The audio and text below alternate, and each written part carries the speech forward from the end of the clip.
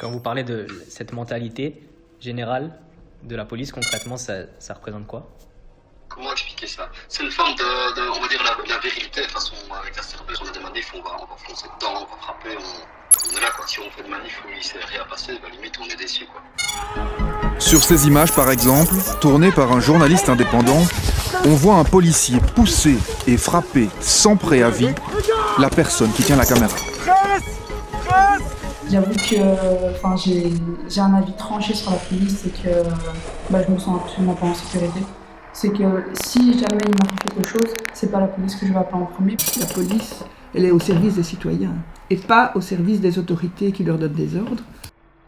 Le problème est vraiment dès qu'on rentre dans la police, c'est vraiment j'aime pas ce mot-là, mais il y a cette logique de profilage ethnique automatique.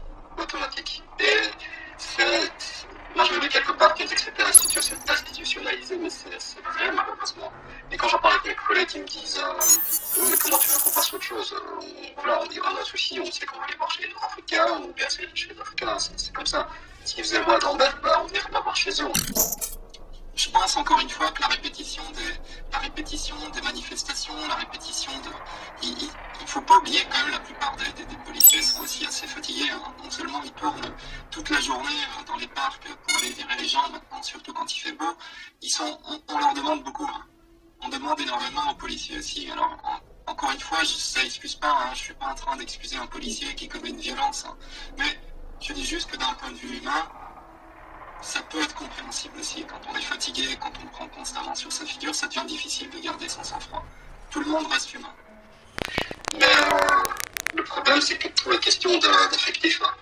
Et donc, pour avoir plus d'effectifs, on engage un tour de bras. Donc, c'est ça le souci. C'est pour ça que moi, je relativise quand j'entends, je sais pas moi, les médias, les gouvernements qui se plaignent des violences qu'il y a. Moi, je dis, mais c'est entièrement de leur faute. La sélection, c'est qui la font.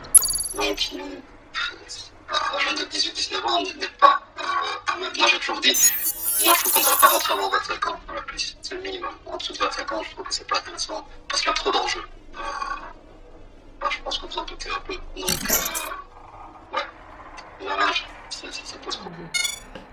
Je pense qu'il faut que la formation soit peut-être plus importante, qu'il y ait surtout une formation à la citoyenneté, au non-racisme, l'antiracisme, l'antisexisme, parce que c'est énorme, hein, le sexisme aussi au sein de la police. Mais donc, oui, dans les questions de formation, moi je pense qu'il faudrait par exemple proposer une formation permanente. Il ne faut pas que le policier ait peur de travailler, ou qu'il ait peur d'utiliser la contrainte quand il doit l'utiliser. Il y a beaucoup de policiers qui réfléchissent à deux fois et qui parfois préfèrent laisser tomber certains faits parce qu'ils ont peur que ça leur retombe dessus, ou parce qu'ils ont peur de mal faire. Parce qu'il parle de l'usage de la force, de la contrainte, c'est un privilège de l'État en fait. Hein. Ce sont les seuls qui ont le droit d'utiliser la force. Et l'article 37 de la loi sur la fonction de police précise bien que l'usage de la force doit poursuivre un objectif légitime, doit être raisonnable et proportionné à l'objectif poursuivi. Et ça, c'est vraiment très très important qu'ils aient ça en tête, les policiers, quand ils font usage de la force, parce que souvent, c'est totalement disproportionné, ce n'est pas raisonnable et ce n'est pas absolument légitime.